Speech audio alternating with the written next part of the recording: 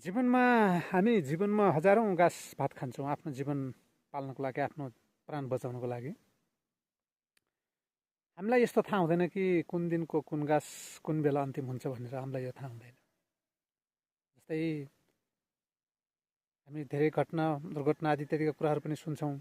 सडकमा एउटा उदाहरणको लागि, एउटा सडकमा हजारौँ गाडीहरू कुद्छन्, हजारौँ गाडीहरू दौड्छन्, तर ती गाडीहरूलाई यस्तो थाहा हुँदैन कि कुन बेला कहाँनिर कसरी गाडी पल्टिन्छ र धेरै मान्छेहरू मर्छन् भन्ने कुरा अथवा मरिन्छ भन्ने कुराहरू उनीहरूलाई थाहा हुँदैन।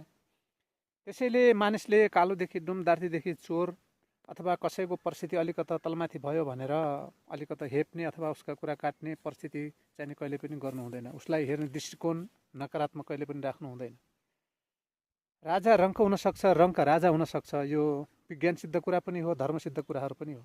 त्यसैले जहिले पनि फुलको आँखामा फुलै संसार भने जस्तरी तपाईँ हामी सदा सबैको लागि पोजिटिभ भयौँ अथवा सकारात्मक भयौँ भने, हामीप्रति कसैले नकारात्मक भावना राखेको रहेछ भने पनि त्यो हामीप्रति प्रभावित भएर हामीसँग सकारात्मक बन्न सक्छ।